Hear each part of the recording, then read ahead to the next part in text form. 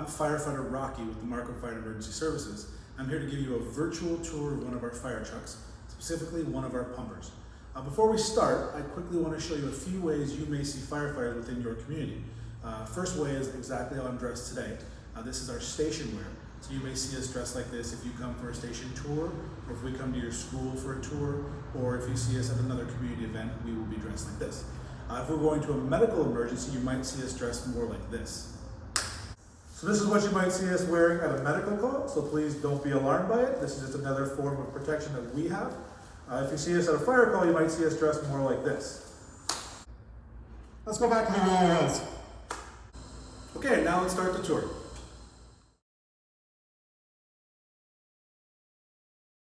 In the cab, we keep a lot of important equipment for different types of calls. One of the big important pieces we keep in here is our self-contained breathing apparatus, or SCBA. This is the backpacks that we wear into a house fire or into a structure fire that contains its own air, so we're not breathing the smoke. Smoke is very toxic and poisonous for you, so we want you to go out, and we wear these to go in to make sure we can put the fire out. Keeps us from breathing the poisonous smoke. Also in the cab, we keep what we call a thermal imaging camera. This allows us to see through smoke. So we go into a house fire or a structure fire and we can't see our way through. We can use this camera to guide us through because it will see through the smoke for us. It's a very handy piece of equipment. And we also keep a lot of our medical supplies in here. That way, if we're going to a medical emergency to help someone out, the equipment's kept in here as well.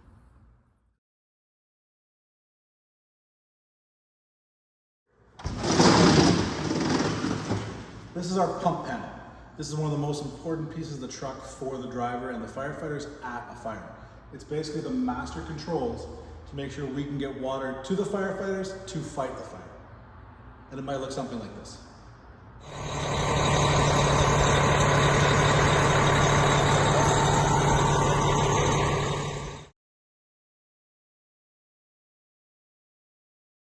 This compartment here is where we keep a lot of our tools for certain fire incidences or other incidents we respond to. In here you're going to see we have a sawzall for cutting things apart. We have sledgehammers, pry bars, and one of the really cool tools that we keep on here, this is what we call as a Halligan. This is a tool for firefighters, designed by firefighters. And it's a really handy tool for forcible entry, getting cars open. Very versatile tool that we typically use for a lot of different incidents. It might look something like this.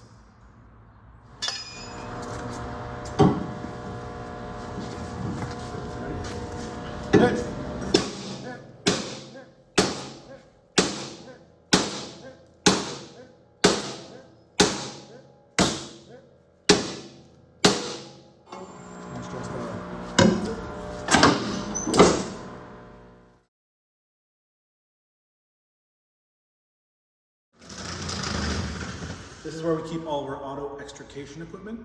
This equipment is what we use in a car accident if we're trying to get people out of the vehicle. So here's an example of our spreaders, which you may know as the jaws of life. This helps us spread pieces of the car apart like a door if a patient's trapped inside. And this piece right here is what we call the cutters. And this helps us cut the car apart, again, to get a patient out there to move them to EMS. It may look something like this.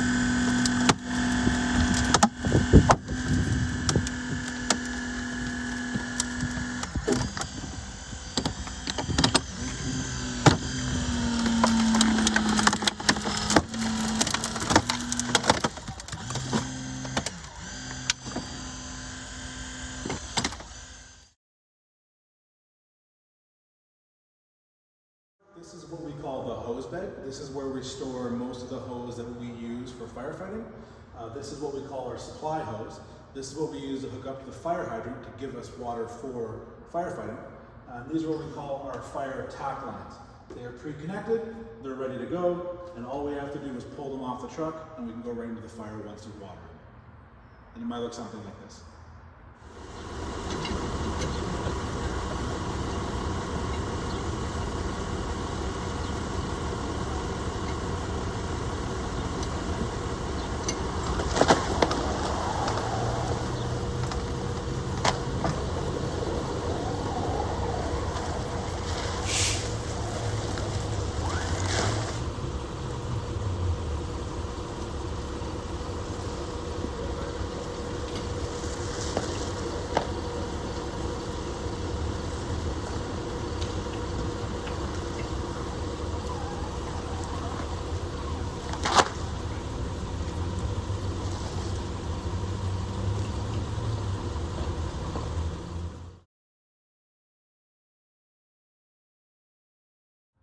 Okay, so now we're going to show you the ladders that we have on the fire truck.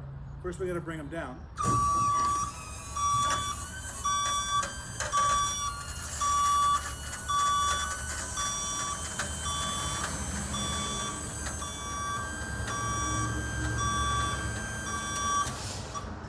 Now the ladders are down. We have access to 4 different ladders that we can use for whatever we need at any type of fire or other incident we might go respond to. Or we might use this.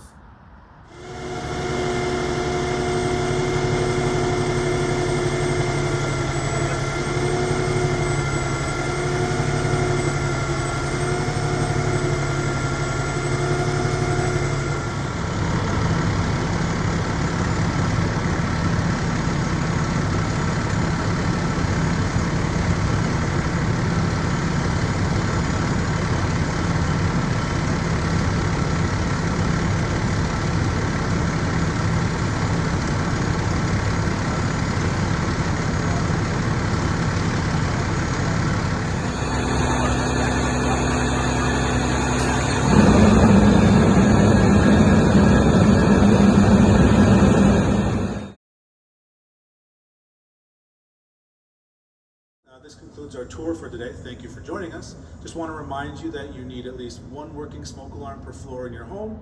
Let's test them once a month to make sure they're working. And please be outside when we arrive, have a meeting place so we know you've made it out of the home, and plan 2 ways out. Thank you.